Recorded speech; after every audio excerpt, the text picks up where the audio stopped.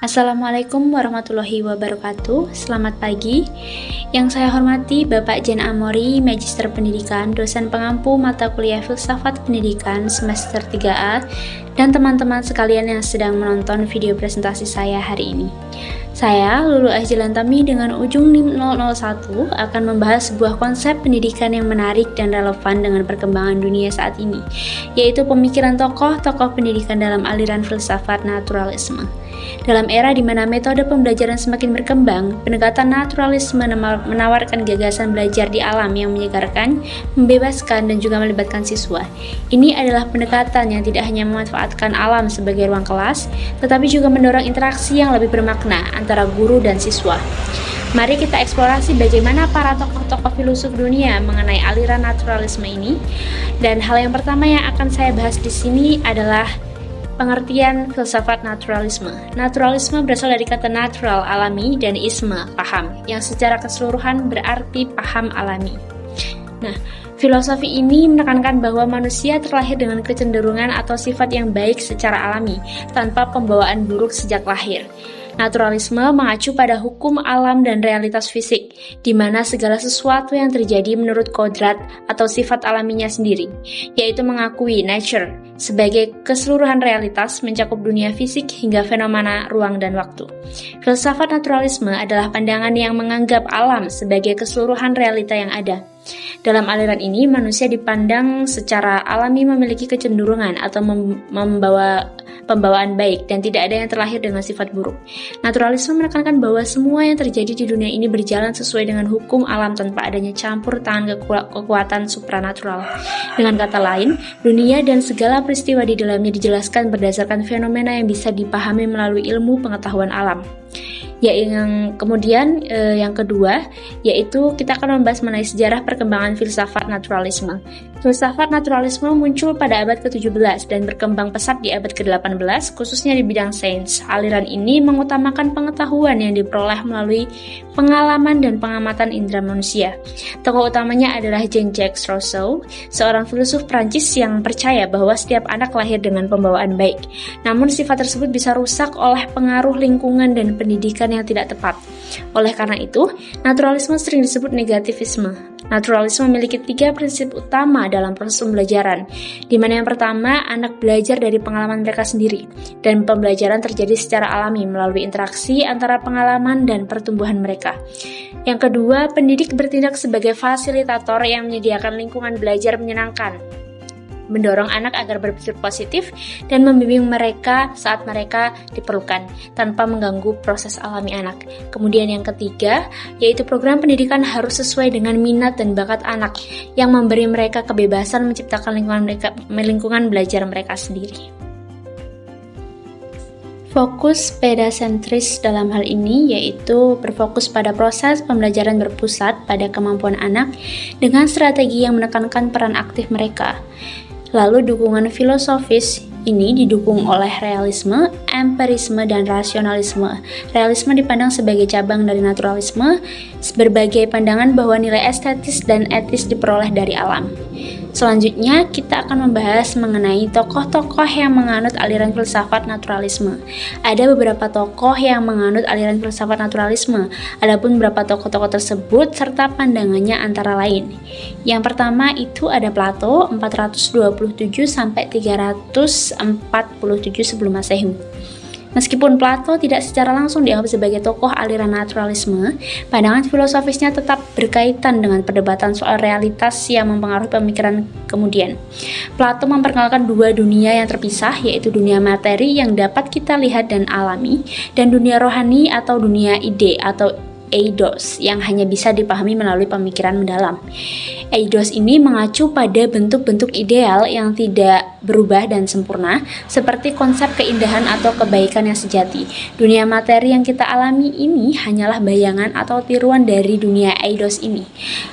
Dalam konteks filsafat, pandangan Plato menyoroti bahwa dunia fisik bersifat sementara dan berubah, sementara dunia ide ini bersifat abadi dan merupakan sumber dari segala ideal yang sempurna. Selanjutnya yaitu Aristoteles 384 sampai 322 sebelum Masehi. Aristoteles ini berpendapat atau menyatakan bahwa makhluk-makhluk hidup di dunia ini terdiri atas dua prinsip, yaitu prinsip yang pertama adalah prinsip formal, yakni bentuk atau hakikat adalah apa yang mewujudkan makhluk hidup tertentu dan menemukan tujuannya. Artinya, dalam hal ini, bentuk atau esensi yang memberikan identitas dan tujuan kepada makhluk hidup. Ini berarti setiap makhluk hidup memiliki sifat atau hakikat tertentu yang membuatnya menjadi seperti dirinya dan menentukan fungsi atau tujuannya dalam kehidupan. Yang kedua yaitu prinsip material. Materi yakni adalah apa yang merupakan dasar semua makhluk hidup. Nah, berarti materi ini adalah bahan atau dasar yang membentuk tubuh makhluk hidup. Ini adalah unsur fisik yang menjadi bahan dari mana makhluk hidup ini dibuat. Nah, Aristoteles mengajarkan bahwa untuk memahami sesuatu sepenuhnya, kita tidak hanya melihat prinsip-prinsip internal seperti bentuk atau esensi dan materi atau bahan, tetapi juga perlu mempertimbangkan dua prinsip eksternal. Nah, yang pertama adalah penyebab yang menggerakkan. Penyebab yang menggerakkan ini adalah sesuatu yang berubah atau mencapai bentuknya. Contohnya seperti ada tukang kayu adalah penyebab yang menggerakkan pembuatan meja dan kayu. Kemudian yang kedua ada penyebab tujuan ini. Penyebab tujuan ini adalah tujuan atau alasan sesuatu ada. Misalnya, api ada untuk membakar. Membakar adalah tujuan atau fungsi dari api. Nah, selanjutnya Aristoteles juga menjelaskan bahwa manusia, seperti semua makhluk hidup, terdiri dari materi atau tubuh dan bentuk atau jiwa. Tubuh manusia bersifat material dan akan mati, tetapi jiwa memberikan kehidupan. Nah, jiwa ini memiliki beberapa tingkat, yaitu yang pertama ada hidup vegetatif. Fungsi dasarnya adalah tumbuh, mirip dengan tumbuhan. Vegetatif ini adalah tumbuh. Kemudian yang kedua adalah hidup sensitif. Kita hidup itu sebagai indera yang dapat merasakan, seperti binatang. Nah, hidup intelektif, pemikiran dan akal yang membuat manusia ini istimewa. Nah, Aristoteles membedakan antara akal budi yang pasif atau berhubungan dengan dunia fisik dan akal budi yang aktif, berhubungan dengan hal-hal rohani atau ilahi. Nah, akal budi aktif bertugas memahami kebenaran rohani dan membimbing manusia untuk bertindak dengan kebijaksanaan dan kebajikan, seperti keberanian, keadilan, dan kesederhanaan. Aristoteles menegaskan bahwa dunia rohani dan dunia materi saling terhubung. Ide-ide rohani harus relevan dengan dunia nyata agar berguna. Filosof selanjutnya yaitu William Ardanus, seorang filosof modern. Beliau memiliki beberapa pandangan tentang realitas, yaitu yang pertama, kejadian sebagai inti realitas. Semua yang nyata dianggap sebagai bagian dari alam, dan semua yang terjadi atau ada termasuk dalam kategori ini.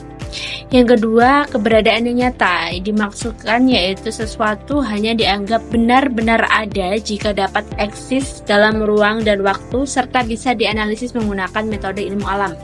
Hal-hal yang tidak dapat diuji atau dibuktikan secara ilmiah tidak dianggap sebagai kenyataan. Yang ketiga yaitu analisis kejadian. Setiap kejadian terdiri dari tiga faktor utama, yaitu proses, bagaimana sesuatu terjadi, kualitas, ciri atau sifatnya, dan relasi, hubungan dengannya hal lain.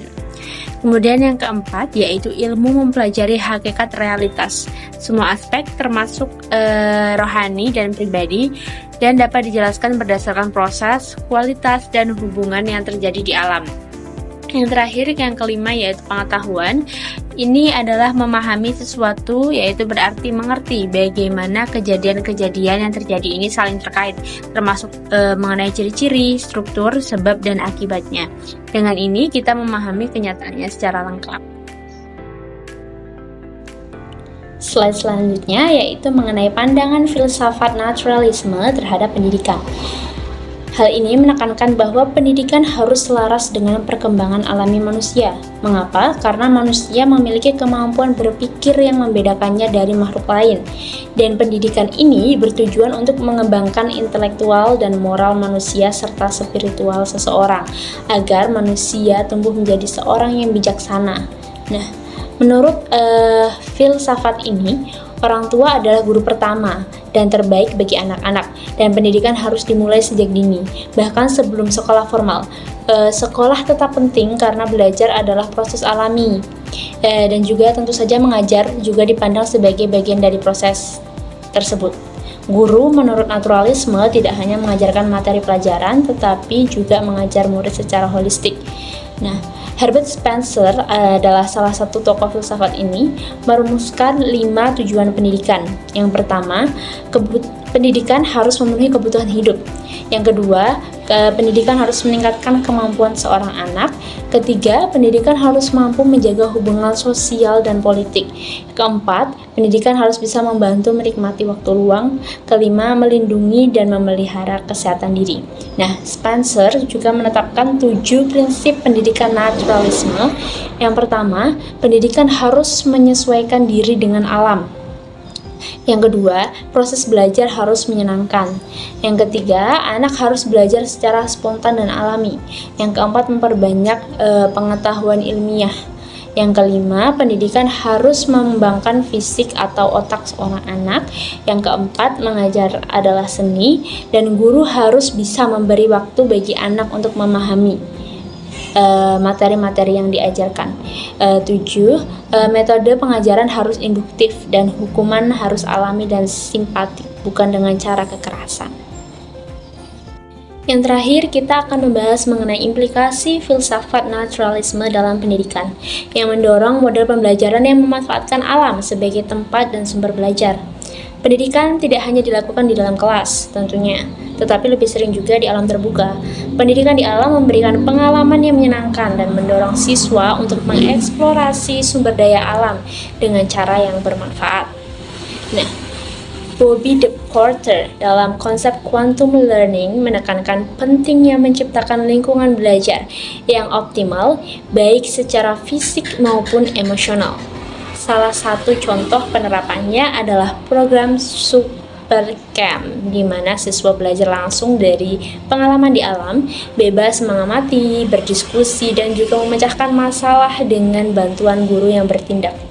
Nah, sebagai mitra, guru sebagai otoritas yang menekankan.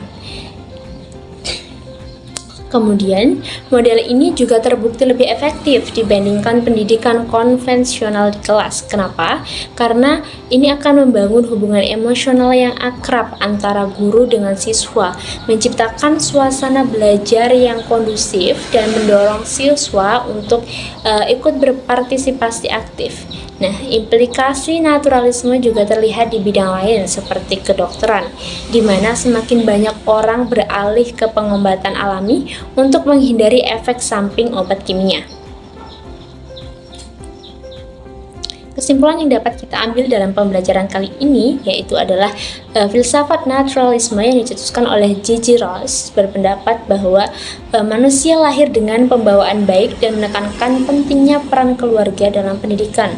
Tujuan pendidikan menurut aliran naturalisme adalah untuk memenuhi kebutuhan hidup, meningkatkan kemampuan anak didik atau kemampuan peserta didik, mempererat hubungan sosial, serta menjaga kesejahteraan pribadi. Pendidikan sejati adalah harmoni antara manusia dan alam, di mana proses belajar bukan hanya tentang pengetahuan, tetapi juga tentang merasakan, mengeksplorasi, dan juga menghargai dunia di sekitar kita. Hanya dengan memanfaatkan keindahan dan tantangan alam, kita dapat benar-benar menginspirasi kebijaksanaan dan potensi terbaik dalam diri setiap peserta didik. Demikian apa yang bisa saya jelaskan. Ayu Tinting is eating. Thank you for watching. Woo!